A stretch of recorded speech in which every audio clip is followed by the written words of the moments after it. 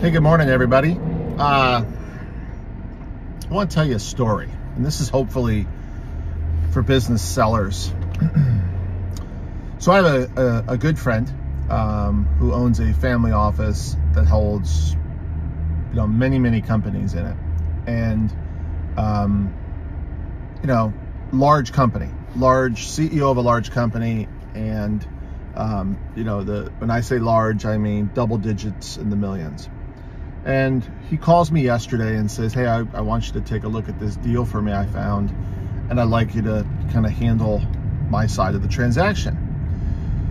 So the business is not in Florida. It's not handled by one of the brokers in Florida. So I said, look, for the sake of this discussion, I'll use the name John. I said, look, John, I'll reach out to the broker slash M&A advisor who's repping the transaction and see if he'll work with me, but chances are he won't. And John's reaction was, that makes no sense. Why would he not want to work with you? And this is always the case. For about 36 miles, continue. I'm driving up 95 right now to a meeting.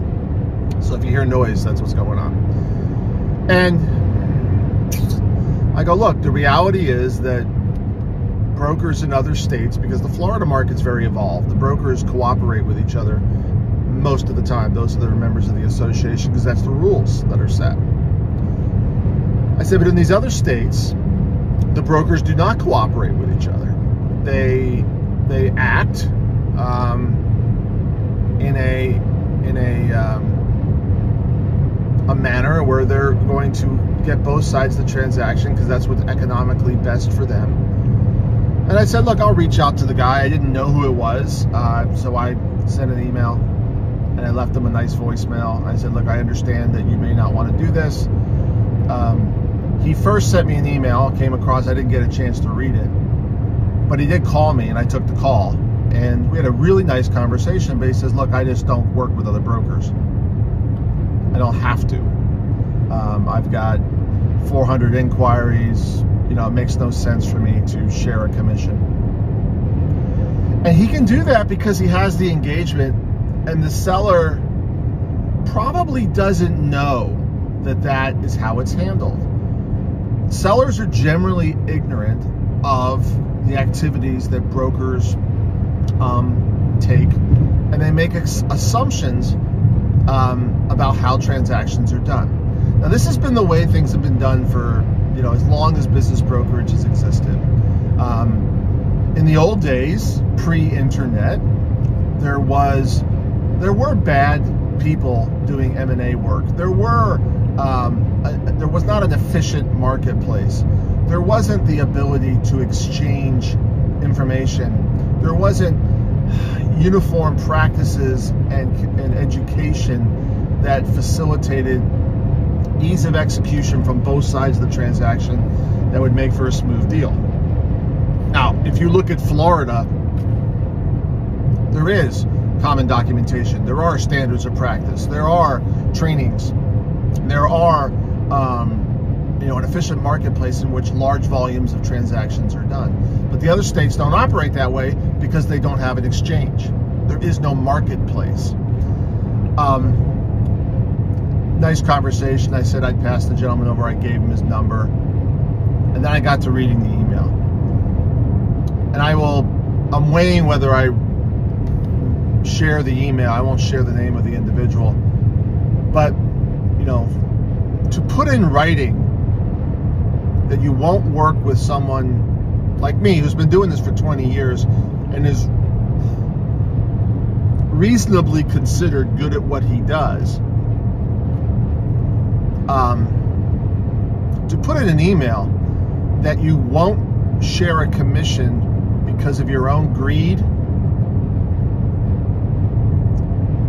is very, very telling. And to the sellers out there, if you believe in capitalism and you have a modicum of understanding of how economics and pricing works, it means nothing to you whether a broker splits a fee or doesn't split a fee. But competition drives your prices up, and as such, you should want your engagement to be taken to the wider market, like we do in the stock exchange, to create competition so that your opportunity, your business, when being sold, is sold to as many people in a confidential manner to drive the price to the best outcome. Now think about this. The gentleman in question is a sole practitioner. He's only been in the business 1 year. If he exchanged it with people like me, who have been doing it for 20 years, who have been collecting buyer contacts and have a huge network, would it not go to logic that the business would sell for a much, much higher price? Again, if you have an understanding of basic economics and supply and demand and how the competitive marketplace has a beneficial outcome, then you would say yes to that question. So to the sellers, you need to hold your brokers accountable to being cooperative and using the marketplace to get the best outcome. And to the brokers, you are doing things in a manner that are going to hurt you long term when the consumer, i.e. the sellers, the customers, come to understand that you're operating for your benefit and not theirs. You're operating for your benefit, not theirs. I'll say it one last time.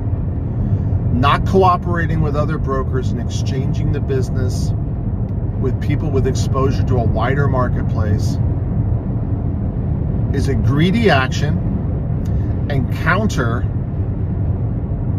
to the benefit of the customer.